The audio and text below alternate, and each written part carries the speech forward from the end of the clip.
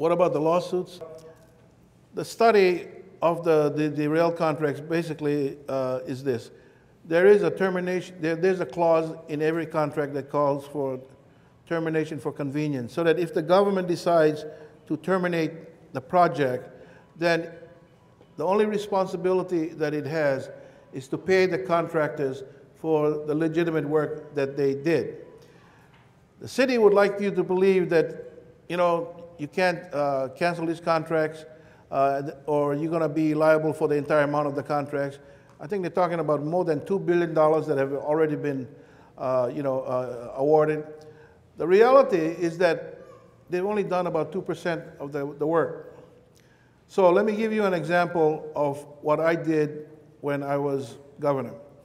When I was governor, I decided that a project that the state was already building on the corner of Pensacola and Kapiolani, right next to McKinley High School, there was going to be faculty housing for the University of Hawaii. I didn't think it was a good idea, so I asked the Attorney General, can I cancel this contract? And she said, yes, you can, for the very same reasons that I mentioned earlier, but you're going to have to pay the contractor for the work that's been done. This contract was maybe $13 or $14 million. They did about $800,000 of work. We paid them, and that was the end of the matter. In this particular case, there'll be litigation only if the contractor disagrees with what we want to pay them. And so let me tell you what these guys have been doing. I think that because they anticipate or they see down the road that this project may be canceled, what they've done is they've upfronted the purchase of equipment and supplies and all of that.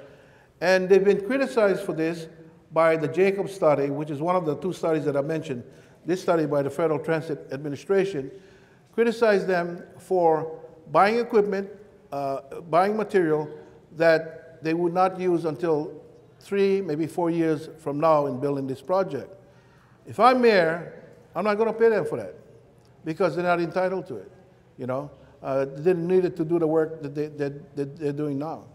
Otherwise, you know, we'll settle it. Unfortunately, you may lose a couple $100 million. And whenever this comes out, I ask the people to consider this.